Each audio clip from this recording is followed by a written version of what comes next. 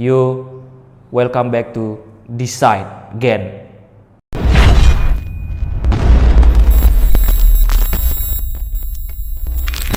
So, di konten kali ini gue akan memberikan 5 rekomendasi film horor Indonesia yang sangat menyeramkan menurut gue. Tanpa basa-basi lagi, check this out. Yang pertama, Keramat. Keramat merupakan film horor dokumenter Indonesia yang dirilis pada 3 September 2009. Disutradarai oleh Monty Tiwa, film ini dibintangi Poppy Sofia, Migi Parahita, Sada Triyuda, Mia Kusuma, Dimas Projosujadi, Dias Ardiawan, dan Brahma Sutasara. Film ini syuting tanpa menggunakan skenario. Film ini menceritakan sebuah tim produksi film berjudul Menari di Atas Angin berangkat dari Jakarta ke daerah Bantul dalam rangka melakukan pra-syuting. Ketika itu kondisi Migi kurang baik, terlebih setelah di dalam mobil mereka diganggu oleh seseorang yang menyuruh mereka untuk pulang. Sesampainya mereka di desa terpencil untuk pra-syuting, banyak keanehan yang terekam di kamera seperti bunyi gamelan, suara orang menangis, dan penampakan wanita berbaju gadot. Sakit menopo ya.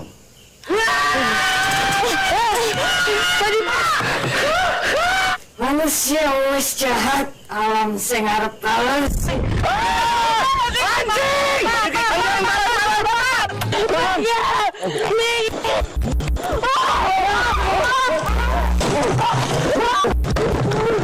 Aku tuh sih mau kerja, Kring. Mau Evan. Yang kedua, Ratu Ilmu Hitam.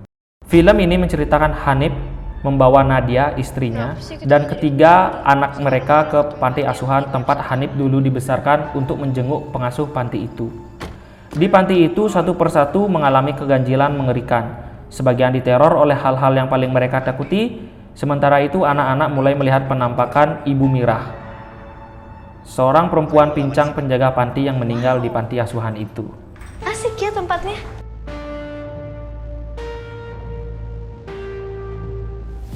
Dulu di sini ada seorang pengurus panti namanya Ibu Mirah. Terus Ibu Mirah dikurung di kamar ini. Ibu Mirah gedor-gedor pintu ini. Gedor pintu pakai kepala sampai kepala pecah.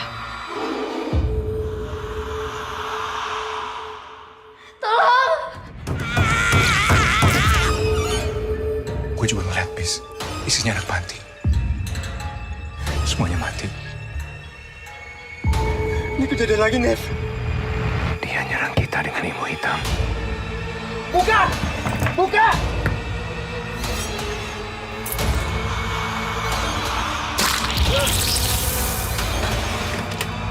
What the hell is going on here? Tadi kita di sini, Pak.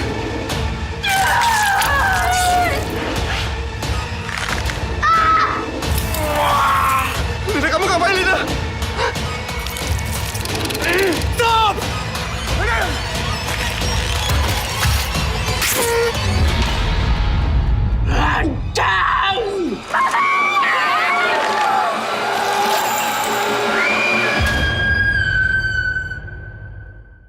Yang ketiga, Perempuan Tanah Jahanam. Film Perempuan Tanah Jahanam adalah film horor Indonesia yang dirilis pada 17 Oktober 2019 yang disutradarai oleh Joko Anwar dan ditulis juga oleh Joko Anwar. Film ini menceritakan Maya dan Dini adalah dua sahabat karib yang bekerja sebagai kasir gerbang tol. Pada suatu malam saat bertugas, Maya bercerita kepada Dini melalui telepon tentang seorang pengemudi yang melintas dengan tatapan tajam yang membuat Maya ketakutan.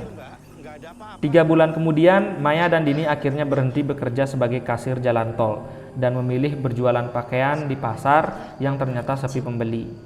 Menghadapi kesulitan keuangan, Maya akhirnya berpikir untuk mencari keluarganya di desa Harjosari dengan harapan dapat menemukan peninggalan berharga orang tuanya yang bisa dijadikan uang.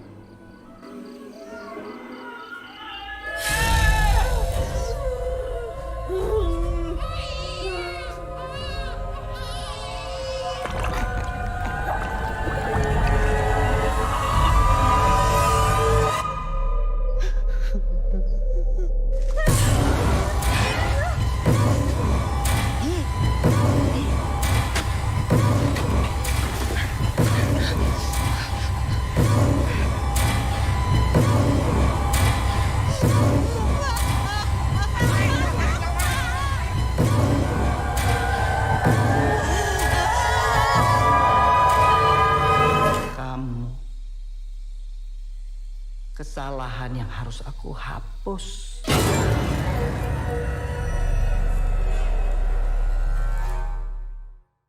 Yang selanjutnya ada Pengabdi Setan pertama. Pengabdi Setan merupakan film horor Indonesia yang dirilis pada tanggal 28 September 2017 yang ditulis dan disutradarai oleh Joko Anwar. Film ini telah ditonton oleh 4.206.103 penonton di bioskop, menjadikan film Indonesia terlaris pada tahun 2017. Film ini juga ditayangkan di beberapa negara lain seperti Malaysia, Singapura, Amerika Serikat. Film ini berada di urutan kedua film horor Indonesia terlaris sepanjang masa. Sebuah film yang menceritakan kisah dari keluarga Rini yang mengalami masalah finansial.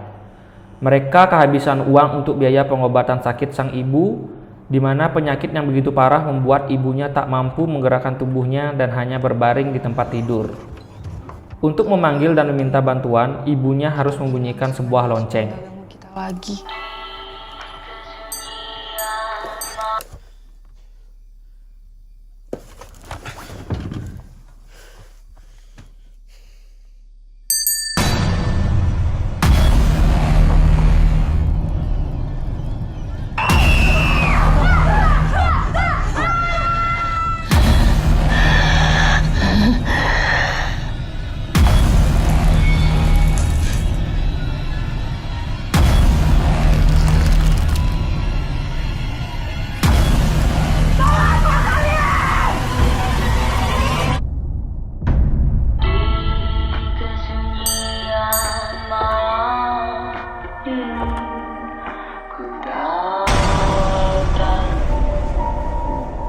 Yang terakhir, Pengabdi Setan 2 Communion adalah sebuah film horor Indonesia tahun 2022 yang disutradarai dan ditulis oleh Joko Anwar sebagai sequel dari film tahun 2017, Pengabdi Setan yang pertama.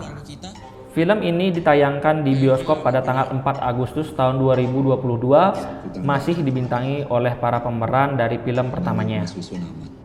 Film ini menceritakan keluarga Rini di mana di tahun 1984 Rini sekeluarga menetap di rumah susun milik pemerintah. Pada tanggal 16 April, sebuah kecelakaan lift terjadi dan menewaskan seluruh orang yang ada di dalam lift. Pemberitahuan badai besar membuat sebagian besar penghuni rumah susun mengungsi, menyisakan Rini sekeluarga dan beberapa orang lain. Sementara itu, seorang jurnalis Budiman mendapatkan kiriman paket dari Heru yang tewas karena bunuh diri. Kiriman tersebut berisi beberapa benda, salah satunya adalah foto Bapak Rini saat masih muda dan foto rumah susun yang baru dibangun. Ia menyadari adanya bahaya di rumah susun tersebut dan bergegas ke sana. Dimasukin lemari, langsung dikunci. Lantai kosong.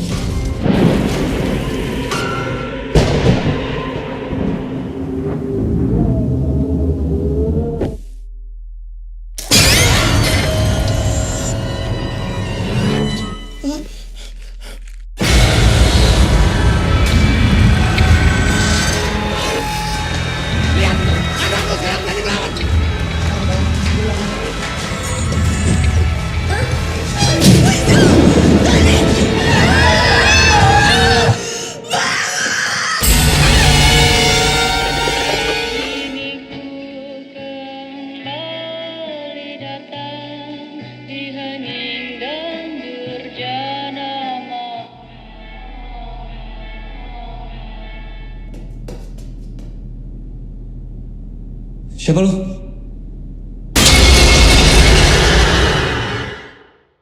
So, itu saja video dari gua kali ini. Jangan lupa like, comment, subscribe, share kepada teman-teman kalian semuanya. Dan jangan lupa juga follow akun sosial media gua. Dan terakhir, goodbye.